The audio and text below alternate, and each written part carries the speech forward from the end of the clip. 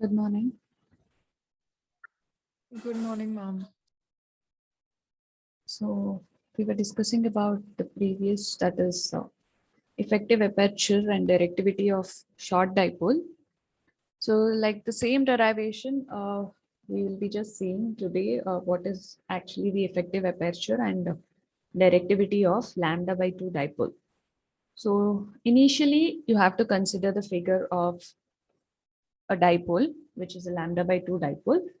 So there is a normal conductor which we take two conductors, and there is a sinusoidal distribution of current, which is usually represented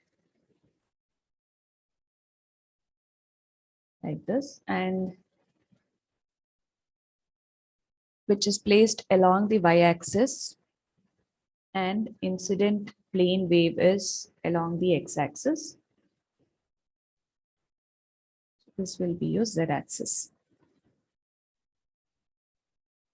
Now the length of the dipole is lambda by 2. So we will consider from here to here it is lambda by 2. And now what you're doing is you need to consider actually the figure of a normal source, what we take with a resistance and the load resistance, which is RT, this is RA, and an voltage source dV, and the current which is flowing is DI. Now the same small voltage source or infinitely small voltage source, which we take here, we consider a small area as dy. And the distance from the center to this dy is small letter y. The current which is flowing is capital I. Now you have to consider a lambda by 2 dipole, which is placed along the y-axis. And we assume that the plane wave is incident. So this is the incident wave. So plane wave is incident along the negative x direction. And the plane wave is linearly polarized with similar E electric field in y direction. Field distribution is sinusoidal. And the three conditions of maximum power transfer is also assumed. RL is equal to 0, RR is equal to RT, and XA is equal to minus XT. Now you have to write the equations of maximum effective aperture. You know, maximum effective aperture AEM is equal to V square divided by 4S into RR. So making this as equation 1. Now to find out the voltage, we assume the sinusoidal distribution. We know the general form of sinusoidal distribution is something like E is equal to E naught cos omega t. So this is how we represent the sinusoidal wave. This will be amplitude E naught, cos omega t is with respect to the angle. And here omega is nothing but 2 pi f. F is nothing but c by lambda. Ct is nothing but distance. When you consider Ct is, from this equation, if I write for lambda, it is c by f. 1 by f is time, so this is Ct. So lambda will give you the distance. Next, first you need to find out an voltage equation. So to find out this voltage equation, you're substituting for E is equal to E naught cos omega, we know it is 2 pi f, and there is a t. Again, you can write for f as 2 pi c by lambda into t. And I've told you E naught cos 2 pi by lambda. C and t are distance.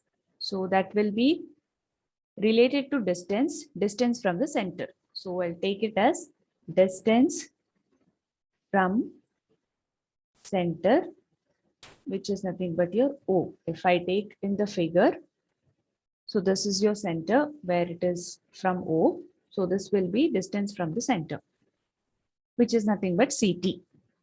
Now to this equation, you have to find out what is dV, because we need to find a value. If you observe the previous derivation, you are going to find out what is V. that is voltage. So the small incremental voltage dV over a length dy is given as dV is equal to E into dy. Directly a voltage with respect to electric field and a distance. Now we know E is nothing but E naught cos omega t, that is 2 pi by lambda.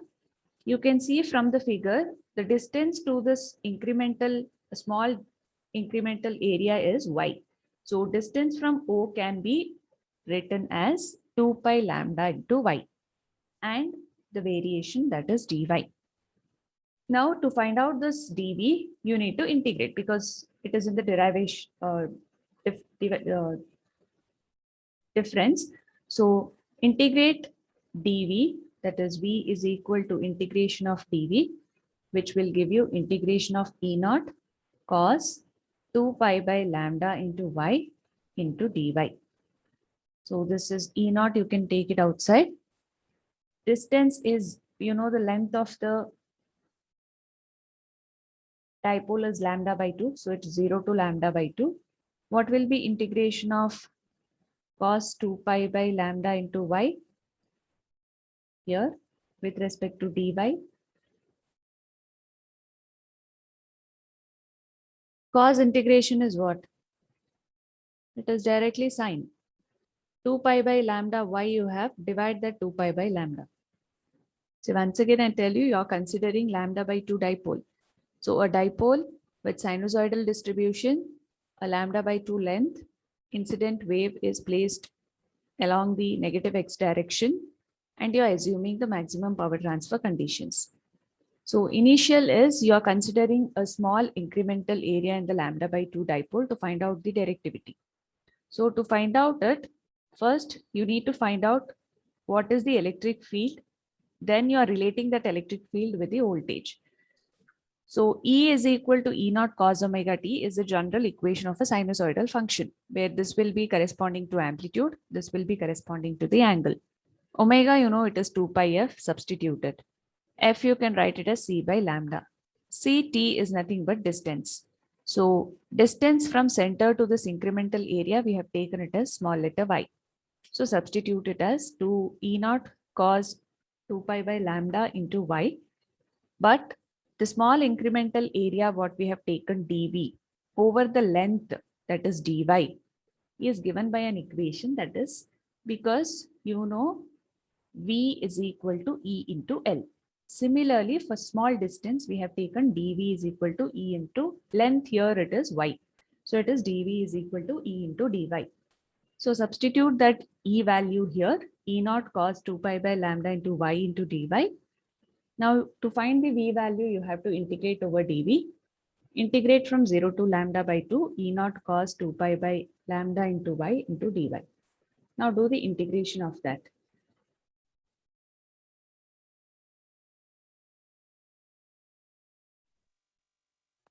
I'm getting 0, mom. 0?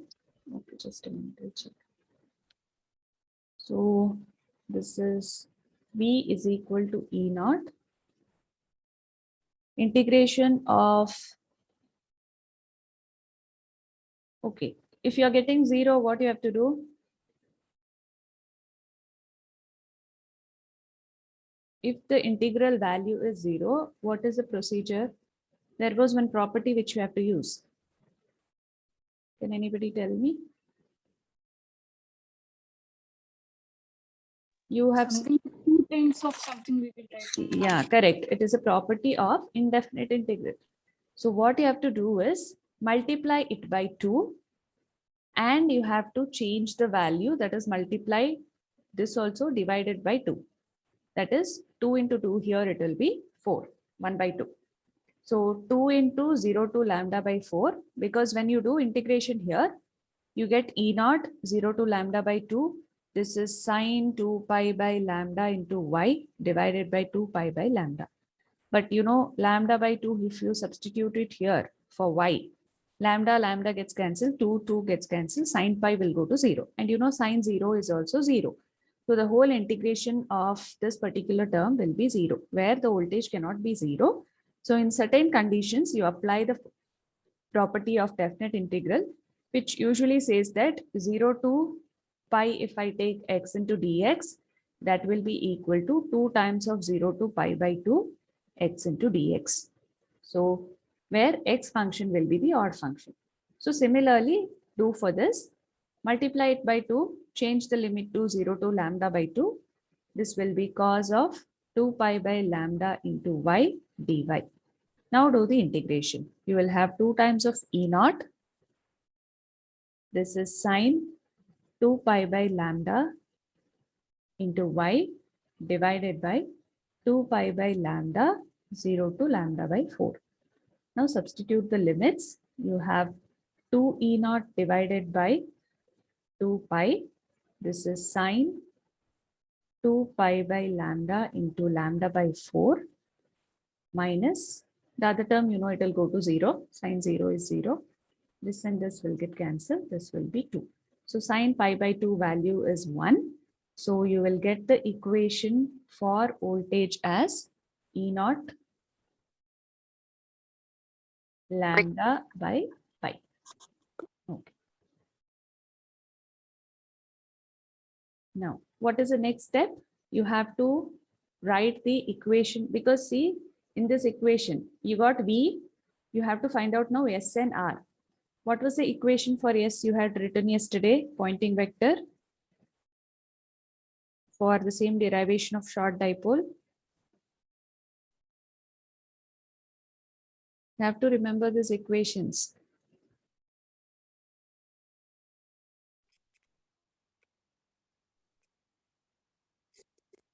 Pointing vector equation is what? E cross H. When you substitute H as Z naught and A divided by Z naught, ma'am. yeah, it is actually S is E equal square to by Z naught. E naught square by Z naught or E. Since we have taken E naught here, I have written it E naught. If you have taken E, then you can write it as E. And Z naught value, we know it is 120 pi. So this will become your equation 2. This will become equation 3. And radiation resistance is the next one which you have to write. But we know radiation resistance of a lambda by 2 dipole is 73 ohm. Again, this you will be deriving in your fourth module. So don't worry about the derivation. Just remember radiation resistance of lambda by 2 dipole is 73 ohm. Now substitute all this in one and tell me what you are getting for AEM. V square, you have E naught lambda by pi. 4, S is E naught square by 120 pi. R is 73. Substitute and tell me. After you finish, substitute for directivity. 4 pi AEM by lambda square. What AEM value you get here, that you substitute here and tell me what is directivity.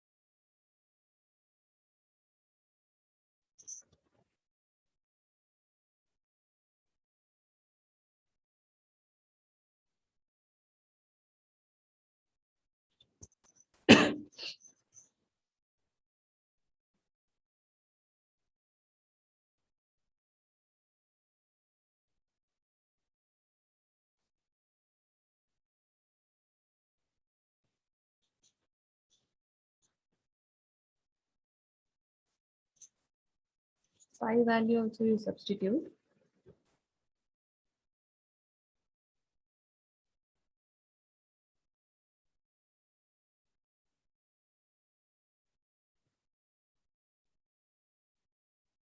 I think you'll remain with 30 lambda square by 73 pi. What is the value?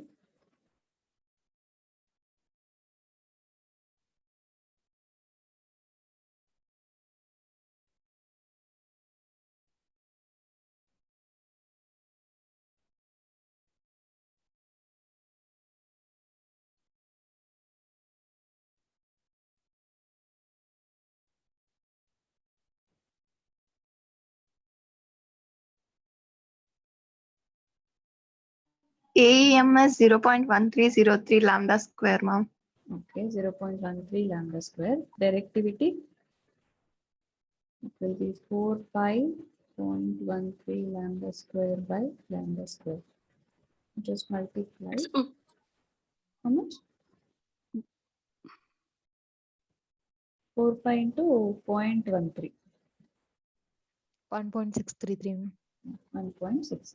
So this is the directivity of lambda by 2 dipole. Similarly, this will be the maximum effective aperture of lambda by 2 dipole, 0.13 lambda square.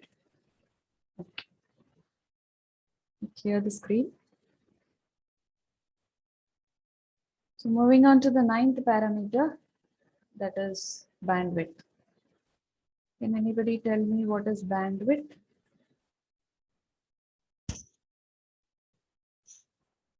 Or formula which you remember for bandwidth? F2 minus F1, ma'am. Yeah, F2 minus F1. We usually take the higher frequency minus the lower frequency.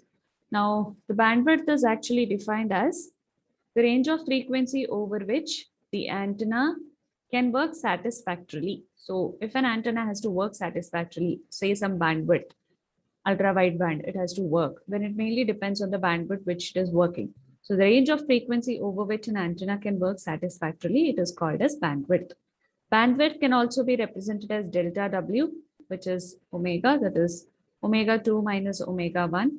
It can be 2 pi f2 minus 2 pi f1, where omega 2 will be your upper frequency and omega 1 will be your lower frequency. If you are relating this bandwidth for center frequency equation, that is delta W or bandwidth, which is equal to the quality factor, if we take, it is omega r by q, or it is 2 pi fr by q, where fr will represent your cutoff frequency at the resonant frequency. You know, cutoff frequency you will be getting at the resonant frequency, or it is, or you can take it as resonant frequency also. And this q is nothing but the quality factor. And the equation for finding out quality factor is 2 pi into total energy which is stored in the antenna,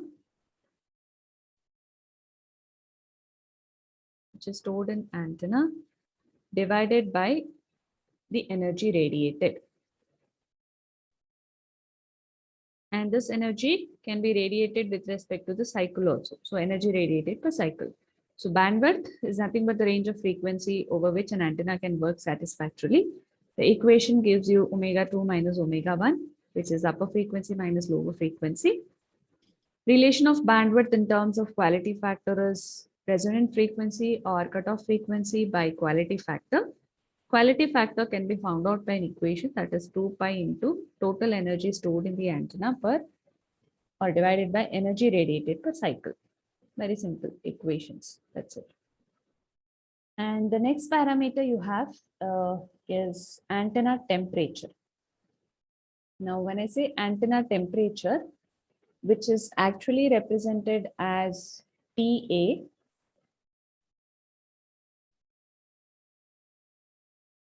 so this, if you consider any object, say there is an object in front of your anywhere, every object will have some physical temperature. Now, what is the absolute zero temperature which we take?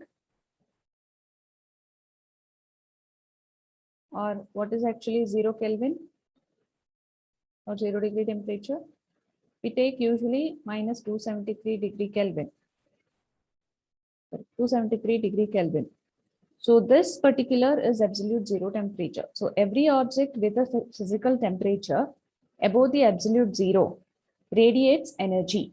So whichever is above that absolute zero temperature, which will be able to radiate the energy. So related to radiation resistance of an antenna, how your antenna is having the radiation resistance. Similarly, the antenna has the antenna temperature. So here, it is not related to, when I say antenna temperature, it is not something related to temperature of the antenna. It is something related to Okay. which antenna is coupled. So your antenna has to be coupled to some other objects where this antenna will represent the coupling. So the antenna temperature is not the inherent property of the antenna. Instead, it depends on the temperature of the distinct regions of space to which antenna will be radiating. So remember, don't write that it is something related to antenna temperature, means antenna is having some temperature. It is not like that. It is the antenna is coupled so that it is a property of the antenna. It depends on the temperature of the space, distant region of the space where it is radiating. So from the receiver or from the transmitter, when it is radiating to a receiver, the space temperature where it is radiating, that is actually the antenna temperature. So it depends on the temperature of the distinct region of the free space which the antenna is radiating. So here, since it is radiating, it will directly relate to the receiver. So thus the receiving antenna acts as a remote temperature sensing device. Whenever it has to consider the temperature of the region of free space radiating, the receiver will act as remote temperature sensing. So this will be the device where you can usually find what actually is the antenna temperature when it is radiating in the free space. Then you have the last topic in this, which is again important. So there were around 9 parameters except this antenna temperature. The 9 parameters, which includes all your properties of the antenna. The next one is the radio communication link. Again, this is important. Radio communication link, or it is called as Friis transmission link. Radio communication link, or it is called as Friis transmission link.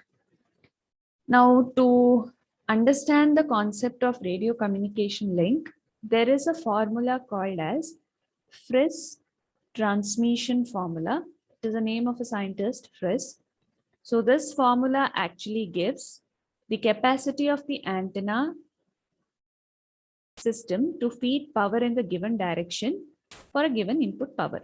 So this formula mainly we use to find out the power. So how much capacity of an antenna system, or how much, or it gives the capacity of an antenna system to feed power in a given direction for a given input power.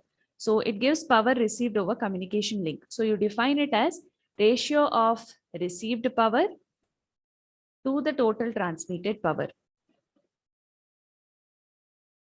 So whatever the power you are received divided by your total transmitted power.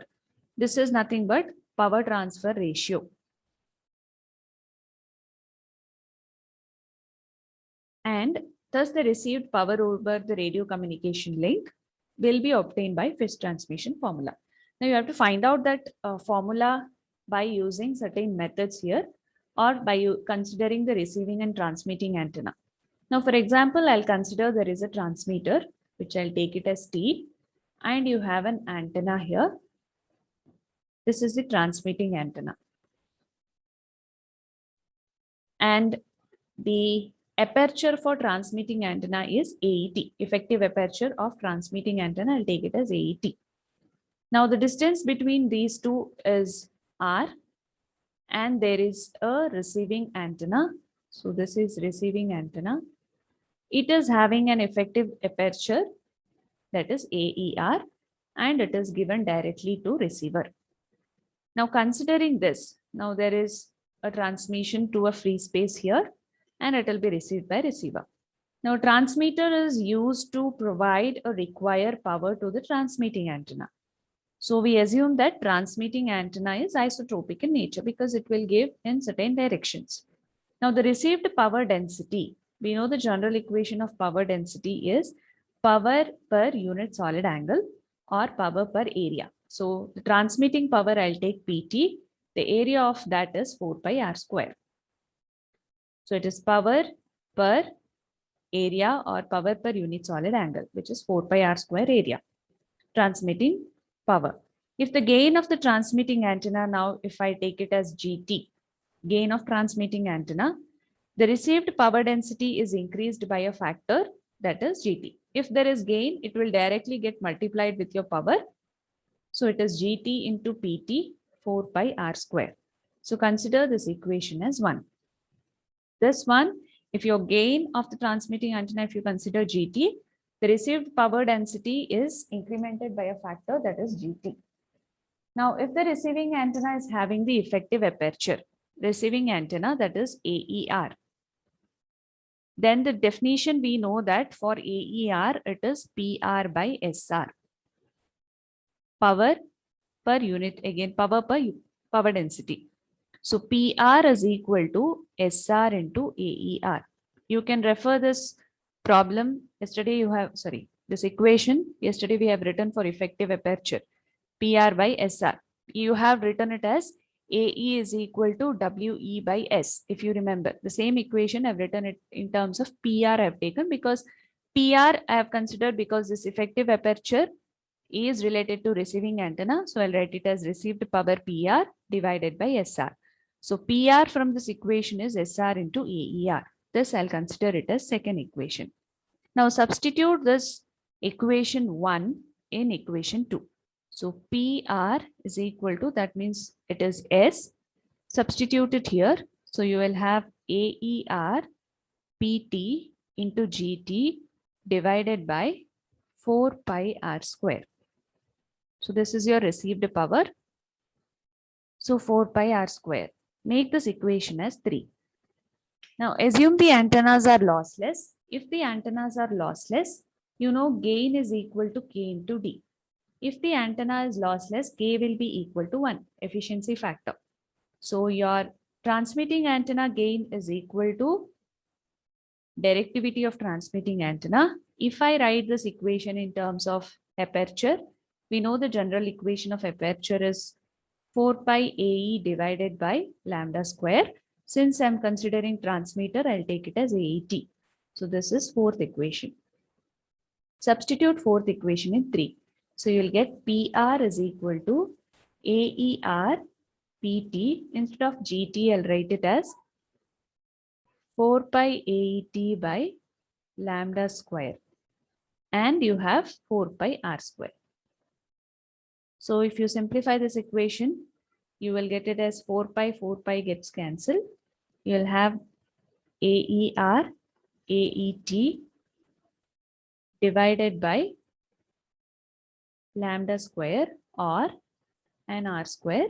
If it is received power by transmitted power, because Friis transmission formula is received by transmitted, that is AER AET divided by lambda square r square. So this equation is called as Friis transmission equation. Should I explain it once again? Consider transmitting antenna, consider receiving antenna. It is having effective aperture AET, receiving, that is effective aperture in terms of receiver is AER. A received power density SR is equal to, the general equation of power density is power by area, that is PT is the transmitted power across the receiver and 4 pi r square. Now if you consider the gain of transmitting antenna as GT, the received power is increased by a factor, that is GT. So SR is equal to GT into PT divided by 4 pi r square. Make it as equation 1. If you are considering the effective aperture of the receiving antenna, it is PR by SR, receiving power divided by power density. So PR is SR into AER. You know SR, substitute from this first equation. You will get it as AER PT GT by 4 pi r square. Now, since the antennas are lossless, your gain will be equal to D. So since we are considering transmitting, GT is equal to DT because you have GT here. 4 pi AET by lambda square. This is the general equation of directivity in terms of effective aperture, right, for only transmitter section. So substitute in this equation for GT, simplify it, you get PR by PT. That is received power by transmitted power, which is equal to both effective apertures of receiving and transmitting divided by lambda square into r square. So this equation is called as Friis transmission formula. Clear?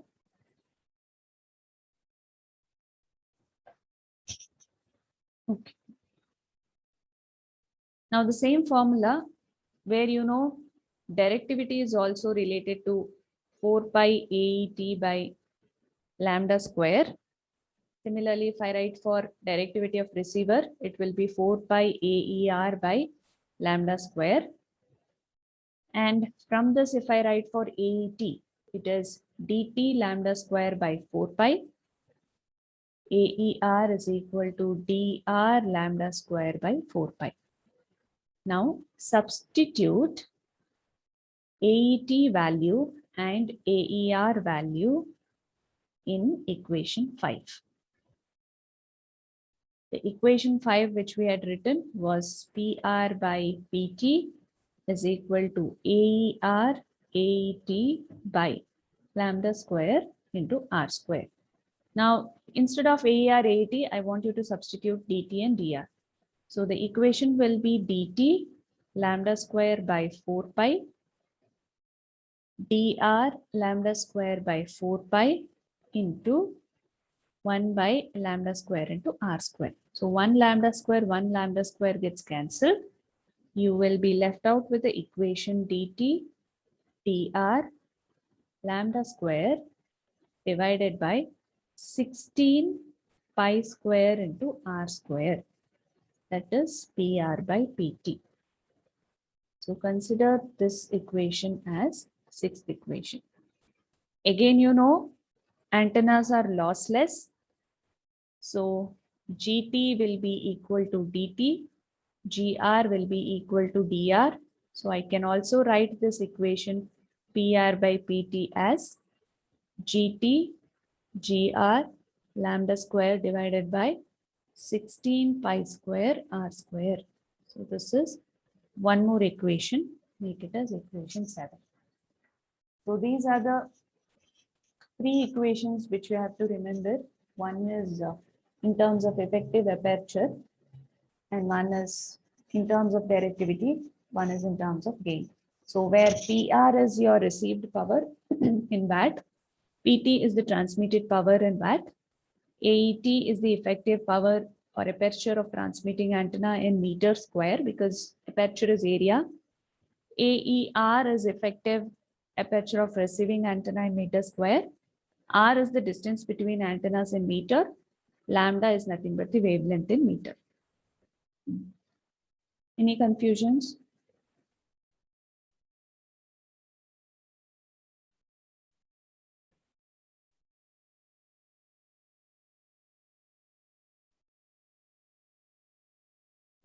Take down a problem.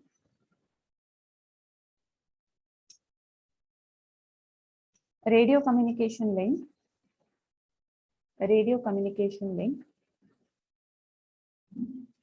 has 15 watts.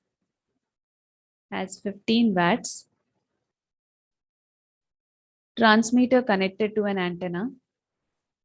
15 watts transmitter connected to an antenna of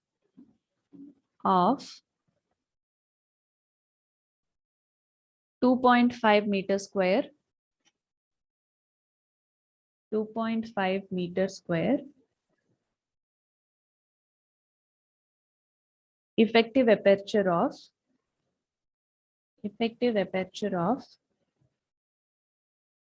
5 gigahertz.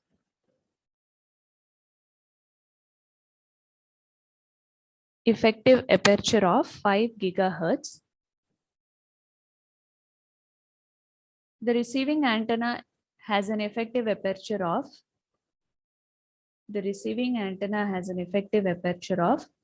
0.5 meter square and is located at. My voice is breaking up. Okay, just a minute.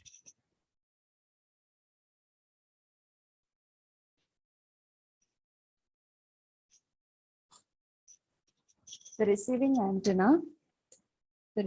antenna has an effective aperture of 0.5 meter square, 0.5 meter square, and is located at a 15 kilometer line of sight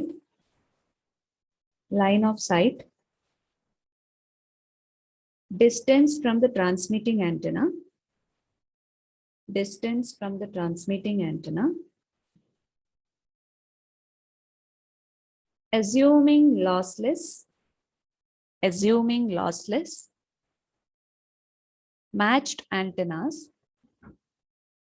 matched antennas, find the power delivered to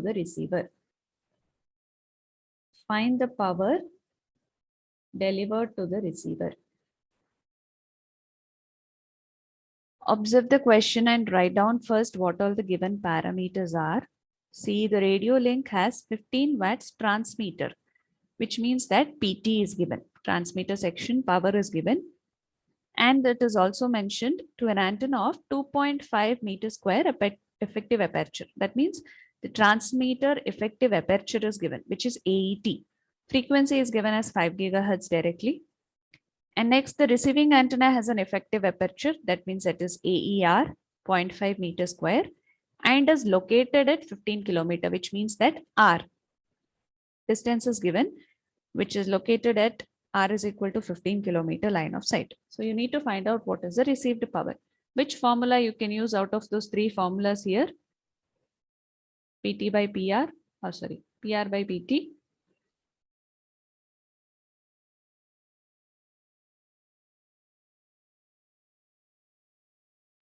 AER AET by Y square. Or Yeah, correct. lambda square. You have to use the formula of AER AET lambda square into R square. So first we have to find out lambda. Let's find out lambda what it is. So what is the formula for lambda?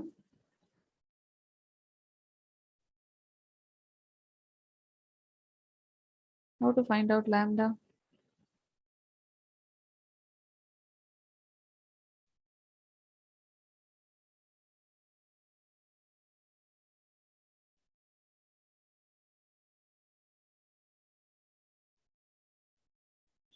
What is the formula for lambda? C by F. C by F. So C is 3 into 10 power 8. Frequency is 5 into 10 power 9. Find out what is lambda value. So this is 15. AER is 0.5. AET is 2.5. R is 15 into 10 to the power 3 whole square. Okay. Did you get lambda value? 0.06. 0.06, correct. So substitute it here, 0.06 whole square. Solve this. Again, these problems are important. Either the derivation will be asked or the problems will be asked.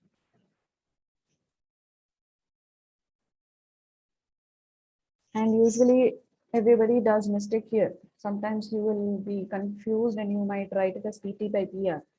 Again, the whole process changes. Some will write lambda square R square in the numerator. Again, the process changes. So you have to be careful with the formula.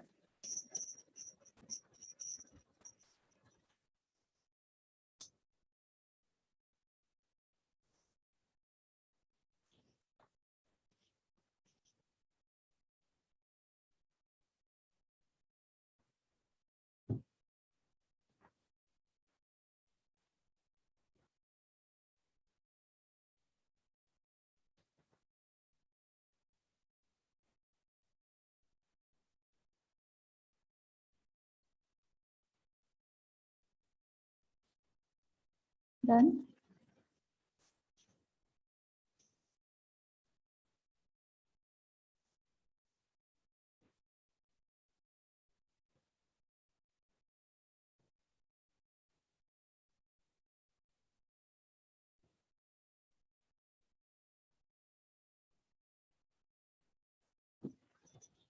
You require so much of time. Do this 15 kilo square into 0.06 square first. Then directly divide this 15 into 0.5 into 2.5 divided by the answer. Or if you're not doing, please tell me, I'll proceed. 23.14 micro. 23.14, I think something will come. So I have taken it as 23.15 microwatt. Getting others? Only Sheetal is answering. ma'am. What about others? Okay. 23.15 microwatt. Okay.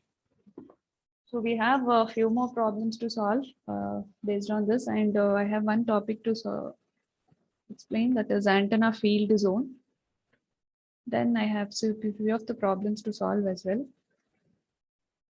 I want you to try this and come. If possible, just do it. Let me see whether you'll be able to do the problem. Same, finding out the directivity. I want you to do it for the pattern E of, sorry, not E, is intensity, radiation intensity. U is equal to UM sine cube theta. The theta is ranging from 0 to pi. So phi is not given, so you can directly take 0 to 2 pi for 5. You'll solve it. Yes, mom. Yeah. You will be getting power radiated. Don't miss another sine theta. So you'll have actually sine to the power 4 theta. Just, it is very tricky. Try to solve it and come. Let's see whether you'll be able to solve it. So